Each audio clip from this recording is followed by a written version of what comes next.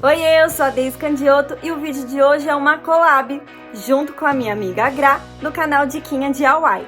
Ela me convidou para fazer esse vídeo junto com ela e nós temos que pegar algo que já temos em casa e transformar numa decoração nova. Depois desse vídeo, corre lá no canal dela também para que vocês possam ver o que ela fez. A Gra é uma pessoa muito amorosa que tem me ensinado muito como trabalhar aqui no YouTube, com muita paciência e com muito carinho. É uma das pessoas que eu agradeço muito por ter me ajudado até aqui. Então, bora pro vídeo?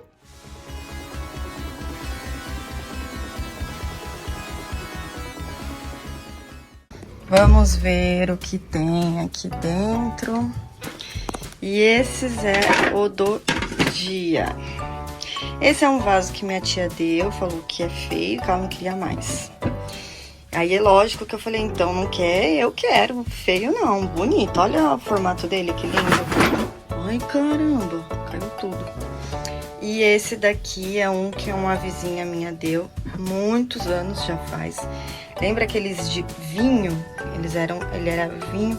E eu pintei, ó, o spray, eu pintei de amarelo, né, taquei, porque na época tudo era amarelo meu, então tá aí. É esses dois também que vão entrar na dança. E esse é outro vaso aqui do meu ateliê, que eu vou transformar. Aqui tem algumas coisinhas, aqui tem lembrancinhas de quando eu fui em Itu. Esse aqui era o telefone da minha loja, quando a gente existia telefones, né? Aqui eu guardo tintas. Esse porta-doce, que eu uso em festas. Esse é um bolo que eu fiz há muito tempo. E sempre utilizo ele também nas festinhas. Agora eu, louca do spray, dei umas sprayzadas de dourado pra usar no meu aniversário. E é esse que eu vou transformar.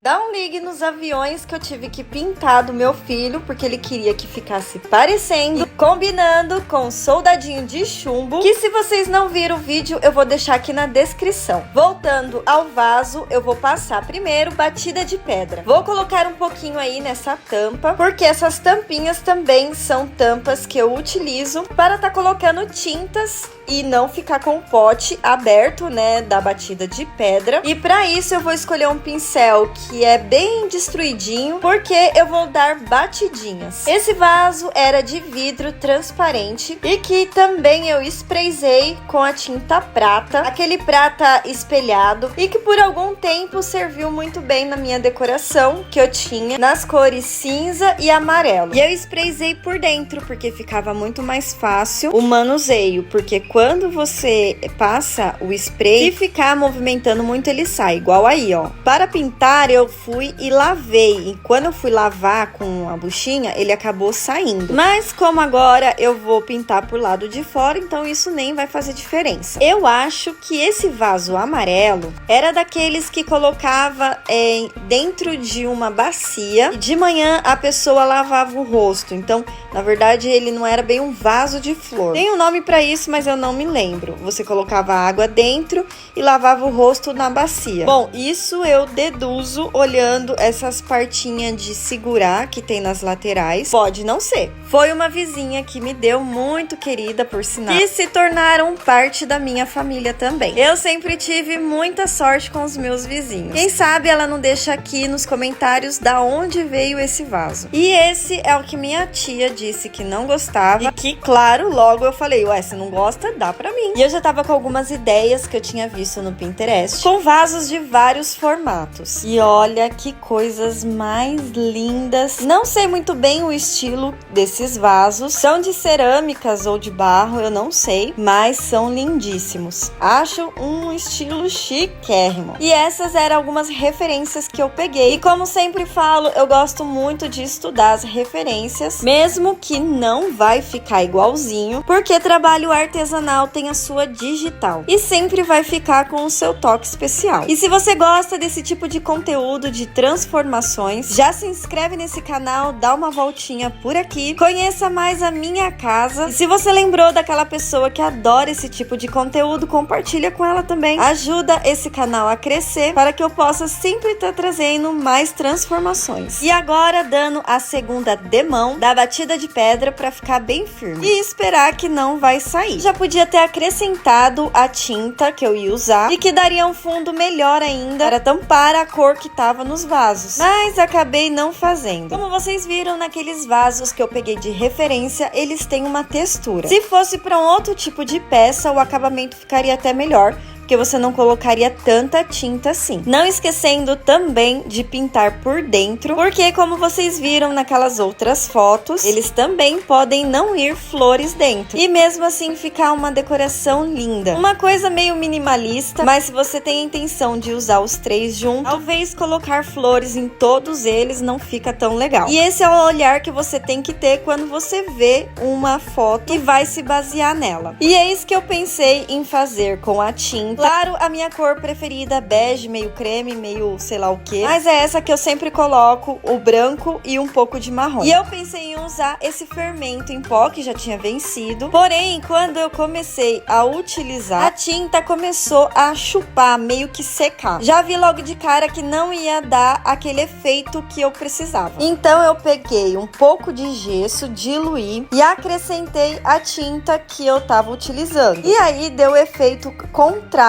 do que tava dando. A tinta começou a inchar como se duplicasse a tinta. Tem muitos que ensinam aqui que essa é uma maneira de fazer a tinta chalk paint, mas de verdade eu já testei em outras coisas e elas saem sim. Eles dizem que fica muito resistente, mas isso não é bem a verdade. Outro porém, a tinta com o gesso, você tem que correr para usar, porque ele começa a endurecer. Eu fui colocando camadas bem generosas. Quando eu fiz esse tanto de tinta, eu achei que era pouca tinta. A minha sorte é que tava um sol bem quente. Assim que eu pintava um, eu colocava outro no sol pra ir secando, pra que não endurecesse a tinta enquanto eu tava utilizando. Desse tempo de dar várias demãos de tinta nesses vasos. Acabou que dando metade da metade de um pote de margarina. Deu pra dar umas 3 demãos de tinta em cada vaso. Por dentro também. Eu acabei fazendo 3 latas, mais um vaso que eu achei no lixo. Vaso de planta mesmo, que eu tinha achado no lixo, ele tava em perfeito estado. Porém, para que não fique muito grande esse vídeo, eu vou fazer outro vídeo mostrando como que ficaram. E depois de seco, o legal é que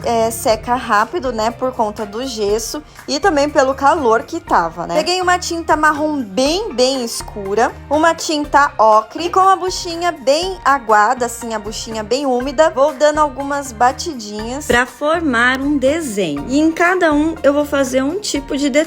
Sempre que eu faço uma pintura, seja ela com pincel, seja ela com buchinha, com uma decopagem, você precisa sempre suavizar aonde tem a borda dessa pintura, ou seja, onde tem o acabamento, onde acaba ali essa pintura. Não pode ser uma coisa chapada, tem que suavizar como se fosse um degradê. No caso da buchinha, eu sempre aplico no centro e depois eu vou suavizando as bordas. Como minha professora dizia, para que a pintura não fique parecendo que está voando. Deu pra vocês compreender o que eu tô querendo dizer? Depois coloquei essa tinta que é maravilhosa, eu tenho há anos ela, é um marrom bem escuro e ela praticamente já acabou, mas eu ainda insisto em usar. Essa tinta era de uma produção do ateliê Fabi Arts, eu acho que nem existe mais. Agora eu passo o betume em cera para dar uma outra tonalidade de marrom por cima. E agora no outro vaso eu vou usar o amarelo ocre. Da mesma maneira, vou dar batidinhas e ir suavizando. Esse vaso, como tem alguns desenhos, alguns relevos, quero deixar mais em evidência as texturas que ele já tem. Porém, como eu sempre falo, vai acrescentando aos poucos, porque senão, ao invés de ficar uma pintura, pintura, um detalhe bonito, acaba ficando fantasiado. E foi o que aconteceu, eu acabei vendo que ficou muito fantasiado ao invés de ficar um detalhe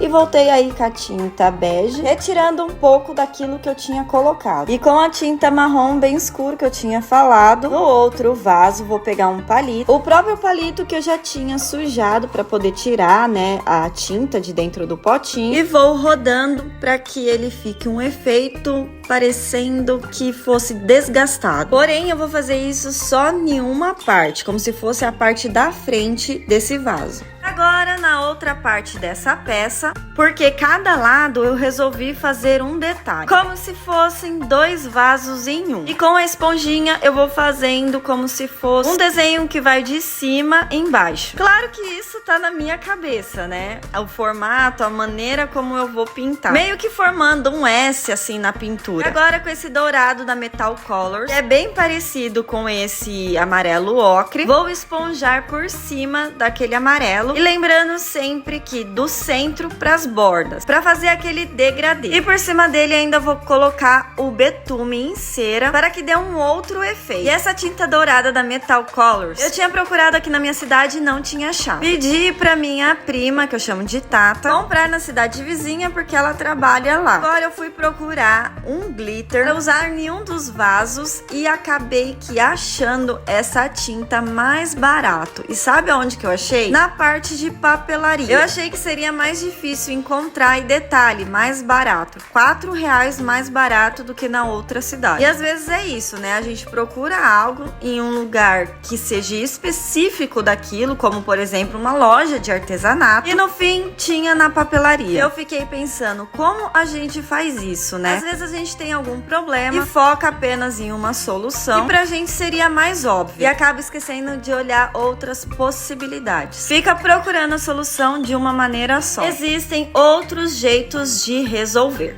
E olha como ficou a pintura e o degradê. Olha como que fica as bordas bem suave. Agora com o betume metal bronze da True Colors, vou esponjar de um dos lados do vaso. Como eu disse, eu vou utilizar 2 em 1. Se você olhar de um lado, você tem um tipo de pintura. Do outro, você tem outra estampa. E esse eu coloquei a esponja mais seca, então ele deu um outro efeito de esponjado, ao invés de estar tão úmido de água. E agora com o amarelo ocre, eu venho por cima desse marrom escuro, né, desse bronze, fazendo um efeito ao contrário do que eu tinha feito nos outros. Por cima e com outra esponja para dar outro efeito, venho com essa tonalidade, né, de tinta bege. Assim que vocês acabarem de assistir os meus vasos, corre lá pro canal da Gra, Diquinha DIY, conferindo o que foi que ela reciclou na casa dela para fazer uma decoração. Eu comprei esse pó, paguei R$3,99. Eu fui procurar esse pó na papelaria, adivinha onde foi que eu encontrei? Na loja de cosméticos. Aqui chama cosméticos, em São Paulo chama perfumaria. Aquela loja que vende produtos de beleza, produtos de cabelo, de maquiagem, e foi aí que eu encontrei no meio das maquiagens. Que eu queria que fosse um glitter mais pó do que aqueles granulados. E antes de usá-lo, eu vou passar esse betume em cera